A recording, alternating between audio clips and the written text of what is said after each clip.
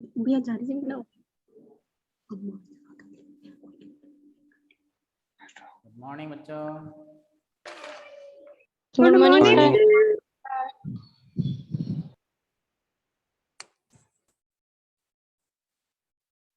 बैठ जाओ सही बच्चे, क्लास शुरू करते हैं।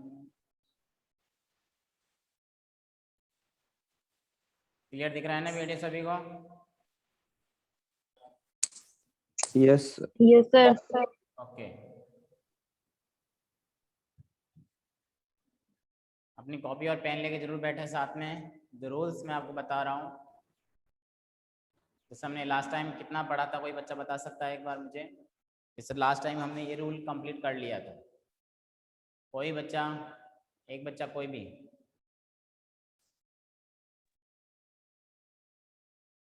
सर इन्वर्टेड कोमा की जगह दैट लगाने वाला रूल देखिए। इन्वर्टेड कोमा हटा करके दैट का प्रयोग है ना? Yes sir. ओके बेटा, थैंक यू।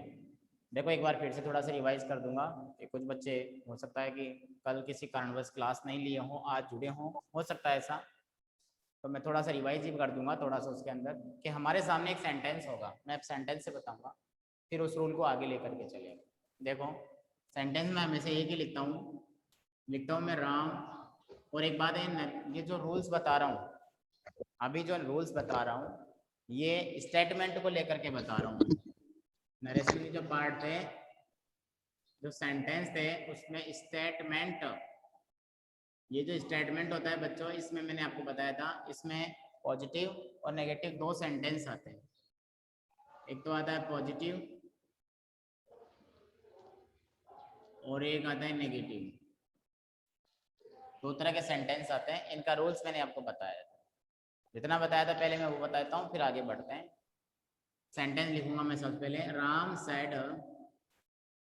देखो आप लोगों को मैंने एक बात बताया था पहले भी, सारे बच्चे तो सुनना ध्यान से, कि आप एकेडमिक क्लासेस तो ले रहे हैं, साथ में आपको मैं अवेलेबल करवा रहा हूँ स्पीक इन इंग्लिश क्लास ले रहे हैं सारे बच्चे, सभी के पास पहुँच रहा है ना वीडियो?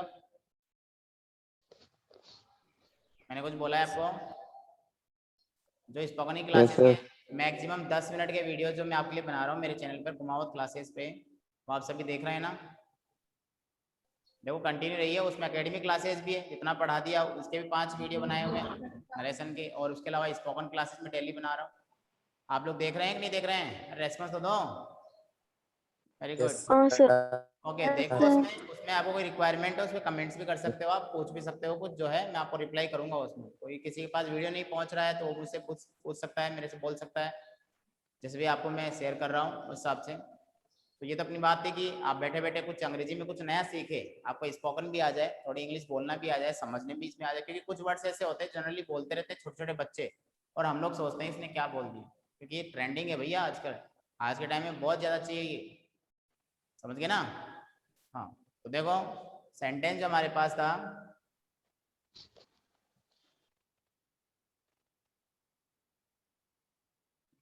उसमें नरेशन में हमने लिखा था Ram said to me I will help you. ये एक स्टेटमेंट का वाक्य है। स्टेटमेंट से कहें तो ये पॉजिटिव और नेगेटिव दोनों में आता है, अगर नोट लगा देंगे तो यही सेंटेंस नेगेटिव हो जाएगा। ये सेंटेंस जो है सीधा देखे बात करें तो डायरेक्ट नरेशन का सेंटेंस है डीएन का, और एग्जाम में हमारे जैसा होता है कि डायरेक्ट नरेशन से इनडायरेक्ट नरेशन बनाया जाता है, समझ गए होंगे?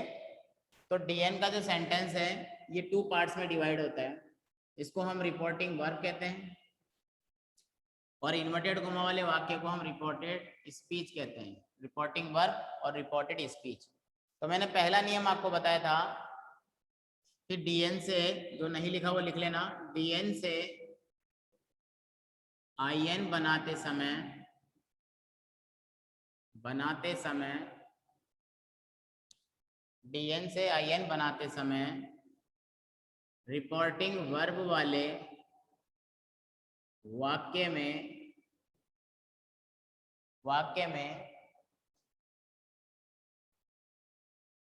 निम्न रूप से परिवर्तन, यानी चेंजेबल होते हैं, परिवर्तन होते हैं। अब देखो नाम दे रखा है वर्ब अब रिपोर्टिंग वर्ब कौन सा है? ये सेंटेंस है राम सैड टू मी। तो भैया इसमें वर्ब क्या है? वो है सैड टू। इससे हमें मतलब नहीं है, इससे हमें मतलब नहीं है अभी। तो मैंने आपको पहले नियम बताया था कि इसमें रिपोर्टिंग वर्ब वाले वाक्य में निम्न रूप से परिवर्तन करते हैं। वो निम्न कौन सा परिवर्तन होता है? वो होता है सैड या सैड टू का। तो डीएन के वाक्य में एक डायग्राम बनाता हूँ छोटा सा। से की जगह कई बार आता है, सेड की जगह से आ जाता है कई बार, ऐसे वाई। तो इनडायरेक्ट नरेशन में जो वो से है वो से ही रहेगा। अगर सेंटेंस में आ जाता है सेज तो सेज ही रहेगा। अगर आ गया से टू तो टेल कर देंगे। अगर आ जाए says to, says to, to लगने पर टेल, ध्यान रखना, तो यहाँ पर टेल्स कर देंगे। अगर आ जाता है विल से, विल से, तो विल से का विल से ही रहेगा, विल से का विल से। और यदि आ जाता है बच्चों इसमें विल टेल, तो will say to, will say to, तो उसका कर देंगे विल टेल। ये तो प्रेजेंट को लेकर के था।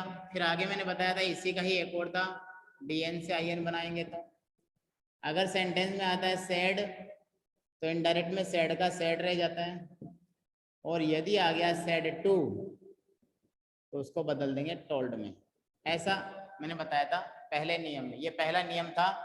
अगर कोई आज ही ज्वाइन हुआ है, कल क्लास में नहीं था, तो एक बार यस बोल दे मुझे कि सर हाँ, तो मैं उसको टाइम दूंगा लिखने का, नहीं तो फिर मिटा के आगे बताऊंगा, क्योंकि बाकी बच्चे क्लास ले रहे थे। कोई ऐसा बच्चा जो आज ही कनेक्ट हुआ हो? Yes sir. तो फिर बेटा जल्दी लिखो, निकलेश, कुलदीप, जो भी हैं जल्दी से लिख लो। कोई बात नहीं सुमित, लिख लो, आप भी लिख लो, फटाफट लिखो। पहला नियम है। इसके बाद दूसरा नियम एक और चलेगा, जिससे अभी बताया था एक बच्ची ने भी कि सर आपने लास्ट टाइम दैट पे छोड़ा था, रिपोर्टिंग वर्ब और रिपोर्टेड स्पीच को कनेक्ट करने के लिए। ये फर्स्ट रूल था जो हमने किया है। आप इसमें बना सकते हैं। यहाँ पर राम सेड टू मी है, तो यहाँ पर लिख देंगे राम सेड टू का हो गया टोल्ड और मी। ये देखो आंसर में हो गया कंप्लीट। बना लो, फिर आगे बताता हूँ।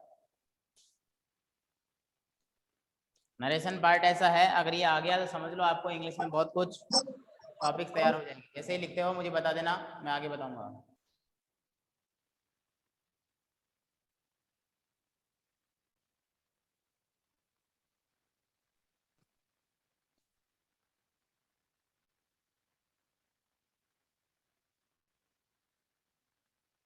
Niklesh, have you done? हो गया आपका? Sir 1 minute. ओके, 1 मिनट और रुक जाते हैं। सेकेंड रूल लिख लो, मैं मिटाऊंगा फिर बताऊंगा।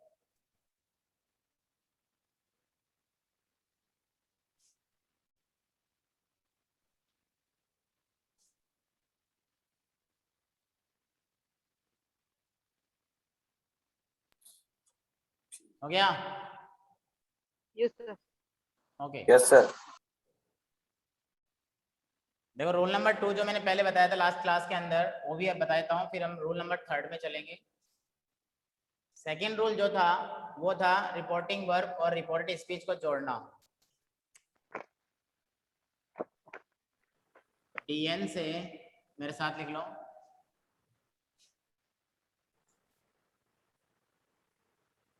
डीएन से आईएन बनाते समय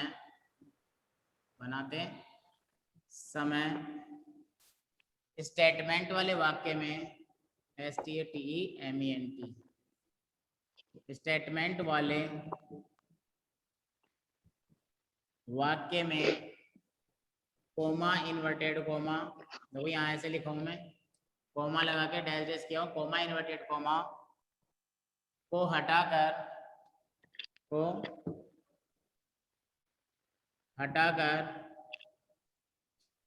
हमेशा, हमेशा के छोड़ो, हटाकर दैट का प्रयोग करते हैं। दैट का प्रयोग करते हैं। ऊपर वाला वाक्य लेते हैं एक बार, राम said to me,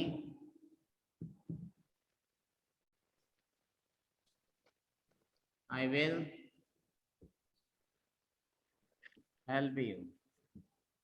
ये हमारे पास सेंटेंस था।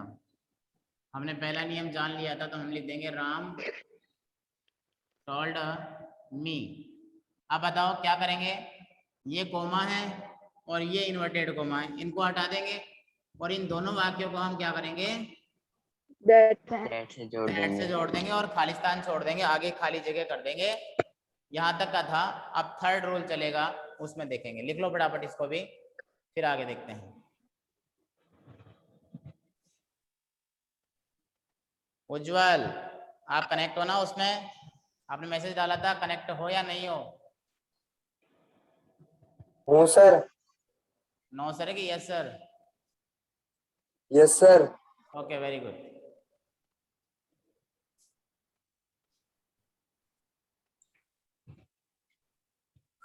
लिख लिए? Yes sir. No sir. जल्दी लिखो, जल्दी लिखो। नरेशन पार्ट ऐसा है कि आपको बिल्कुल बारीकी से, बिल्कुल कंसंट्रेशन के साथ में आपको स्क्रीन पे ध्यान रखना है और नोट्स बनाते रहना है।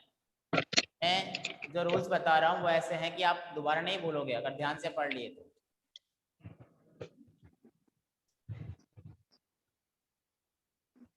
Yes sir. ओके, चलो आगे देखते हैं। अब आप डाल दीजिए रूल नंबर थर्ड। और थर्ड रूल जो है सबसे बड़ा है, इसमें हमें बहुत कुछ जानना है। देखो, ये हमने चेंज किया था रिपोर्टिंग वर्ब में और फिर दोनों को कनेक्ट किया था। अब चेंज किस में होगा? रिपोर्टेड स्पीच में। तो आप लिखेंगे रूल थर्ड, इसमें लिखेंगे to change reported speech. Reported speech में चेंज करेंगे तो कैसे करेंगे? When we convert the sentence direct into indirect, there are 3 types of changes in reported speech. इसमें क्या होता है? 3 प्रकार के बदलाव होते हैं, चेंजेस होते हैं। क्या होते हैं? 3 तरह के चेंजेस होते हैं। तो यहाँ हम लिख सकते हैं, मेरे साथ साथ लिखना, जिसमें लिखता हूँ DN से IN बनाते समय, when we convert the sentence DN into IN बनाते समय रिपोर्टेड स्पीच वाले वाक्य में मुख्य रूप से मेन चेंजेस है ये। There are 3 main changes. मुख्य रूप से 3 प्रकार के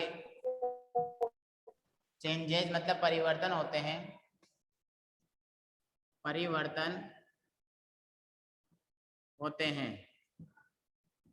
वो 3 प्रकार कौन कौन से? इसका पहला देखेंगे, थर्ड का first, to change pronoun. First rule is related to pronoun.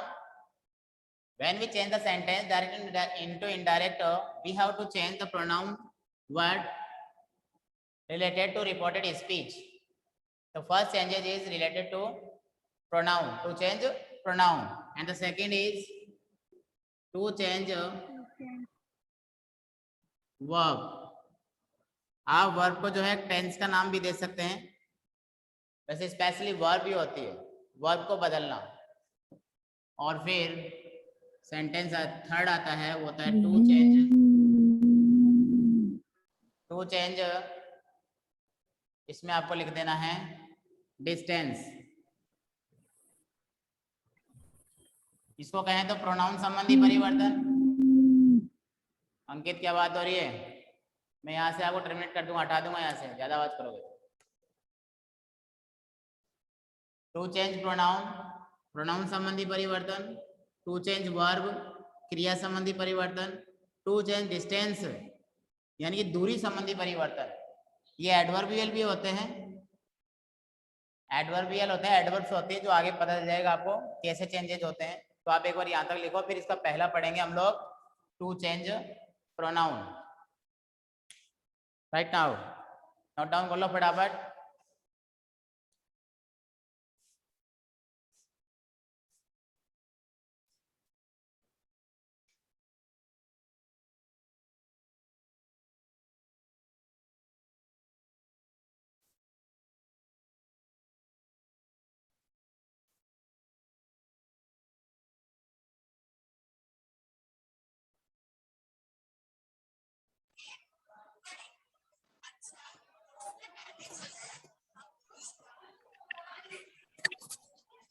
उज्जवल, निखिलेश, कुलदीप अपनी वॉइस को म्यूट कर लो।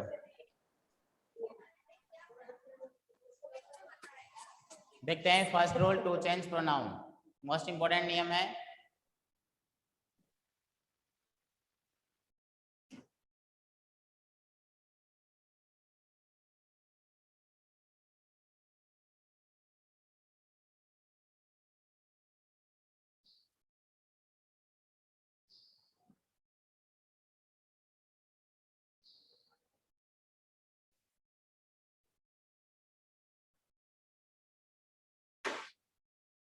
देखो टू चेंज प्रोनाउन,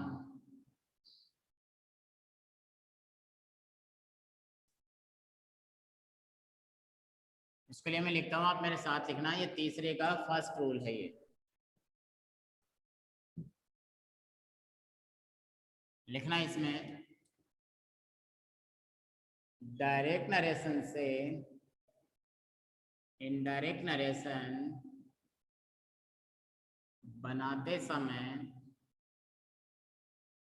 ध्यान रखना ये प्रोनाउन कौन से होंगे, रिपोर्टेड स्पीच वाले होंगे। आरएस के रिपोर्टिंग वर्ब में भी होते हैं, लेकिन हमें रिपोर्टेड स्पीच के चेंज करने हैं। बनाते समय रिपोर्टेड स्पीच वाले प्रोनाउन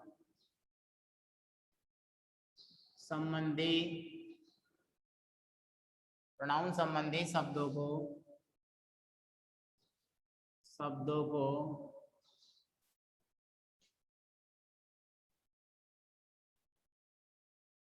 SON बटा 1 2 3, ध्यान रखना आप लोग इस बात को। सन बटा 1 2 3 SON अपॉन 1 2 3 के नियमानुसार बदलते हैं।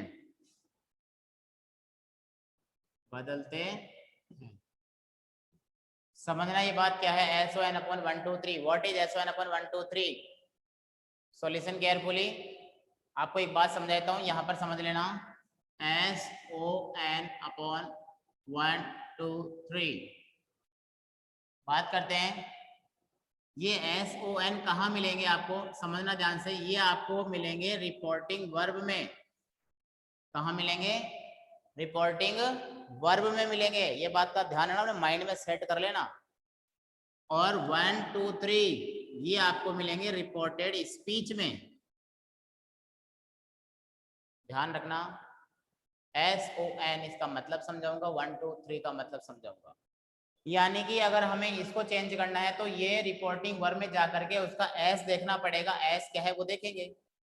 अगर हमें इस 2 को चेंज करना है तो रिपोर्टिंग वर्ब के O में जाना पड़ेगा, और अगर 3 को चेंज करना है तो N में जाना पड़ेगा। तो क्या होता है SON अपॉन 1 2 3? तो बच्चों देखो ध्यान से ना, S का मतलब होता है सब्जेक्ट। सब्जेक्ट के अनुसार, मैं लिख भी रहा हूं यहाँ पर, सब्जेक्ट के अनुसार। O का मतलब होता है बच्चों ऑब्जेक्ट। ऑब्जेक्ट के अनुसार, according to object. And N means no change, मतलब किसी के अनुसार नहीं। ये तीनों तो मिलेंगे कहां पर हमें? RV के अंदर। फिर आते हैं 1 2 3। तो 1 का मतलब क्या होता है? इसका मतलब होता है फर्स्ट पर्सन। क्योंकि प्रोनाउन का चार्ट बनाएंगे जिसमें आपको पता चलेगा कि पर्सन क्या होता है। सेकंड का मतलब होता है, 2 का मतलब सेकंड पर्सन, और 3 का मतलब होता है थर्ड पर्सन। ये हमें कहाँ मिलेंगे? ये हमें मिलेंगे RS के अंदर। जैसे मैं एक सेंटेंस आपके सामने यहाँ लिख रहा हूँ, वही sentence, Ram said to me I will help you। ये सेंटेंस था। तो देखो इसमें पहले डिवाइड कर लो दोनों पार्ट को। ये तो RV है और ये RS है। तो वर्ब के पहले हमेशा कौन मिलता है? सब्जेक्ट मिलता है। वर्ब के बाद कौन मिलता है? ऑब्जेक्ट मिलता है। तो ये सब्जेक्ट ऑब्जेक्ट मिल गए। यहाँ पर प्रोनाउन की बात करें, देखो एक तो आई प्रोनाउन है, एक यू प्रोनाउन है। तो ये 1 2 3 में आएंगे। अब इसमें 1 कौन सा है, 2 कौन सा है, 3 कौन सा है, ये अब चार्ट के अकॉर्डिंग समझेंगे। पहले आप इसको बना लो, फिर मैं इसका एक चार्ट बनाता हूँ, प्रोनाउन का चार्ट, ताकि आपको अच्छे से और माइंड में सेट हो जाएगा। यस, नोट डाउन क्विकली, जल्दी से आप इसको लिख लीजिए। Then I will teach you the pronoun chart, so that how can we know to change direct into indirect related to pronoun words।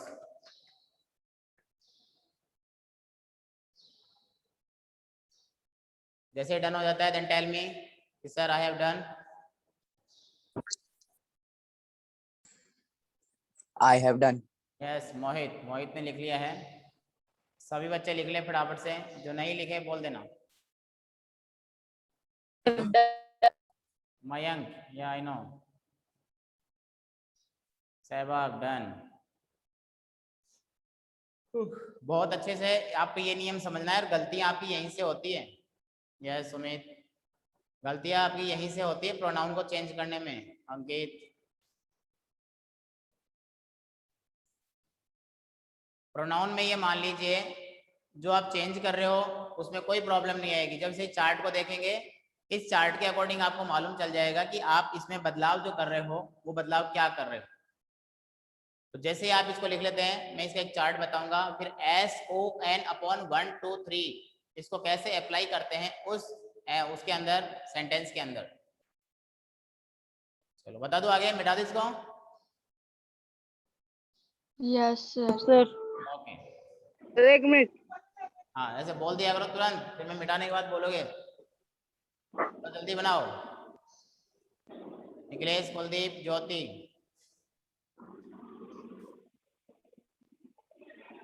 Yes sir. Okay, Nikhilesh हो गया?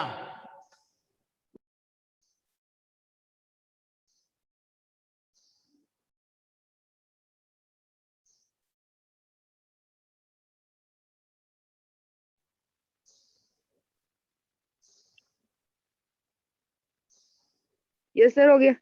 ओके, देखो ध्यान समझना, पूरा ध्यान जो है आपका अपने टॉपिक पे होना चाहिए, क्योंकि यहाँ पर अगर ध्यान हटा तो समझ लीजिए आपका प्रोनाउन वाला ये जो चेंज करने का रूल है वो भी समझ में नहीं आ पाएगा, और अभी नहीं आया तो कभी नहीं आएगा। देखो मैं एक प्रोनाउन चार्ट बनाता हूँ, आप मेरे साथ साथ बना लीजिएगा।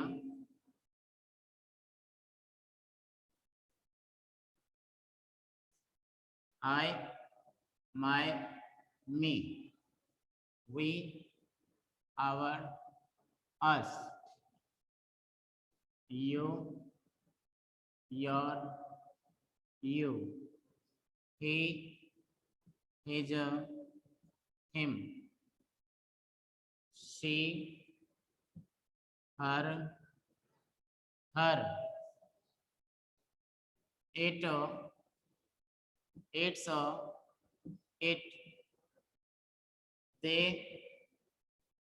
their, them। यहीं तक देखेगा, वैसे who, whose, whom भी आता है।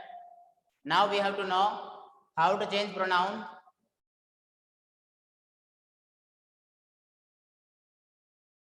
देखो इसके अंदर ये जो पार्ट है आई, माई, मी, वी और अस, और सेकंड है you, your, you, and the third section is related to pronoun chart third person, related to he, his, him and she, her, her, it, its, they, their, them.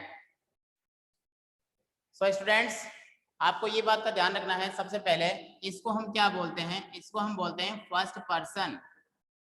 क्या बोलेंगे?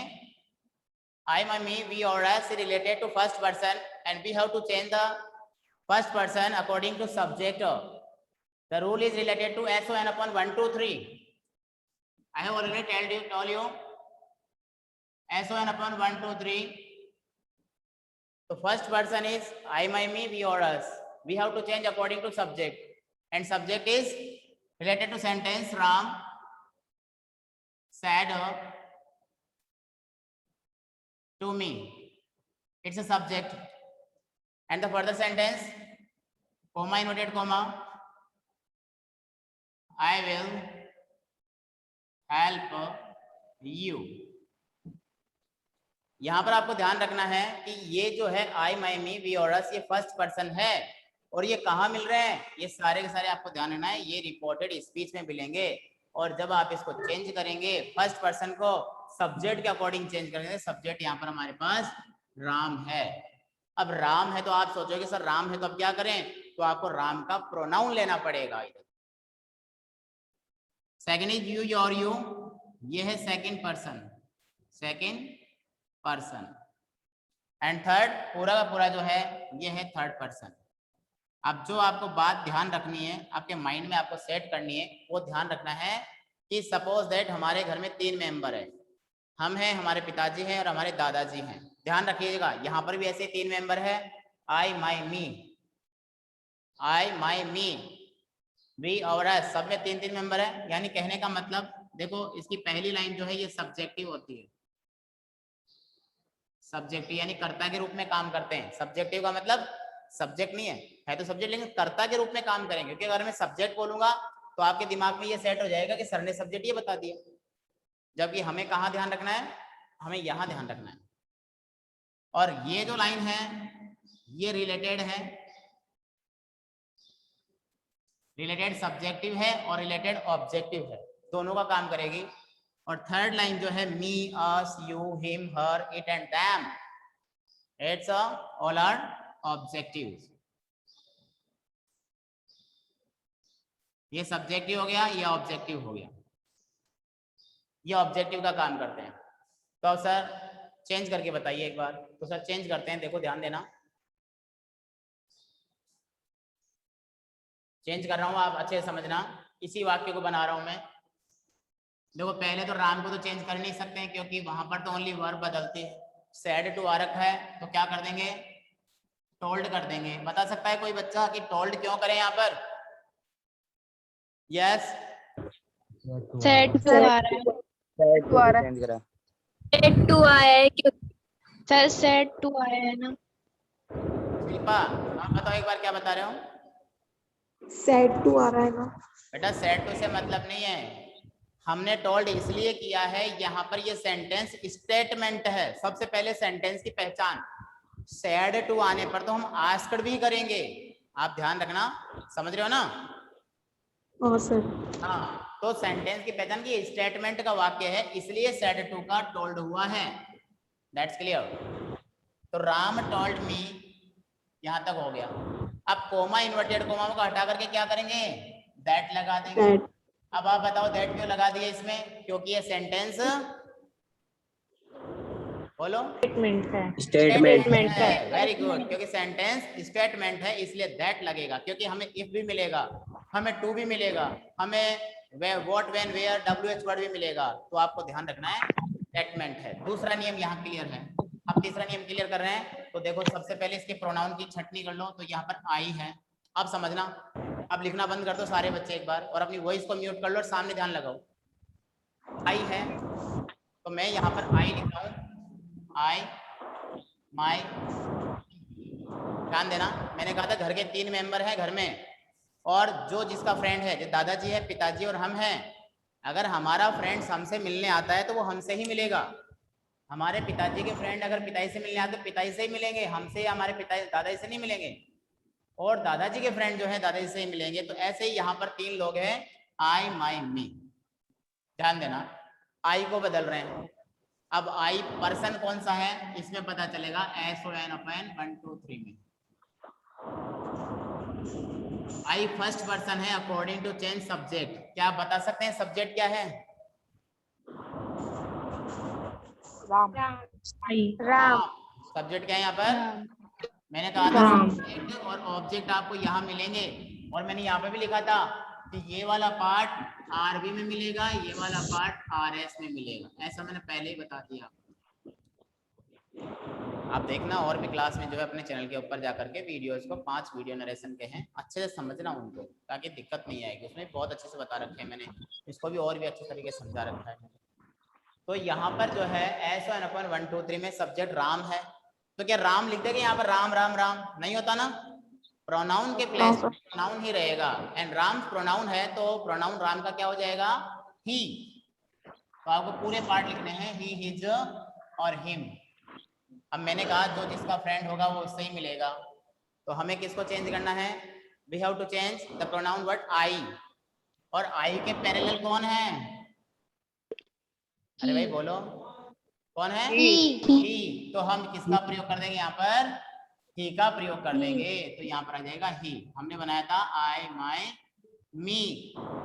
First person according to subject, subject is Ram था, Ram, he, his और him हमने यहाँ करना था। और I के बराबर में आ रहा था ही।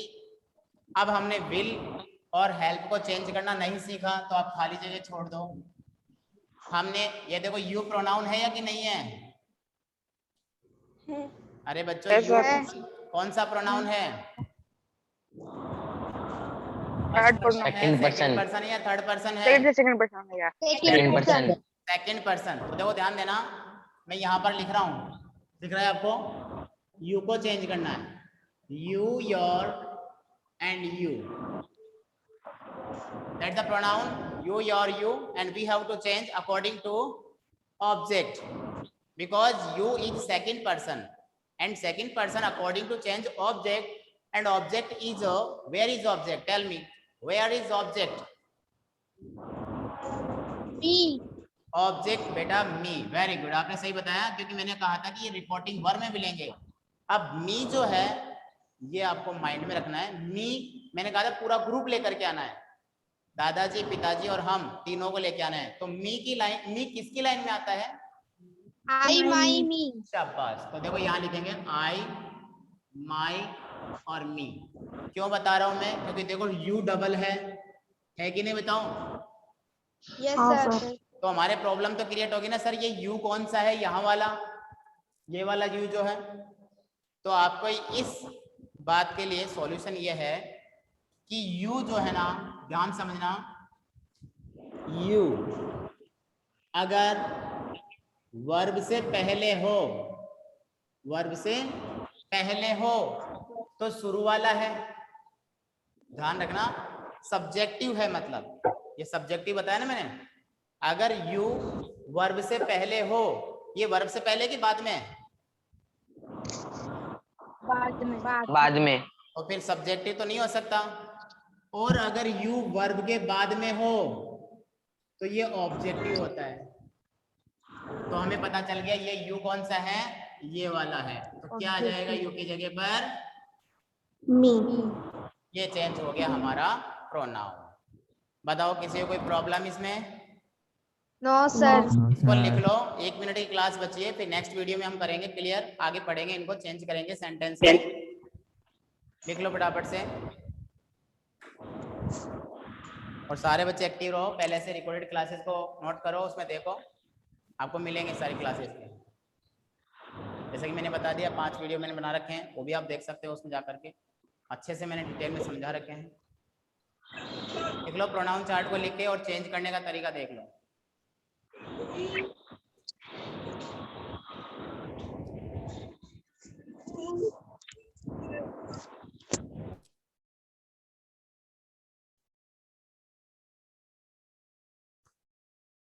कोई भी दिक्कत हो तो नेक्स्ट वीडियो में क्लियर करेंगे। आप चेंज करना, सेंटेंस बनाना, सेंटेंस में प्रोनाउन ज़्यादा एक हार्ड पड़ता है, बाकी वर्ब में इनमें दिक्कत नहीं आएगी, बहुत ईजी है।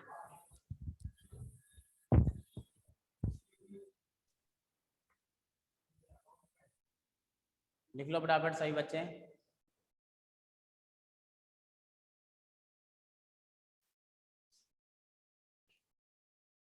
प्रोनाउन चार्ट आपको अच्छे से आना चाहिए, ये ध्यान रखना। चेंज करने में S1/1 2 3 हेल्प करेगा आपकी। उसके बाद आपको पता करना है कौन कहाँ पर है।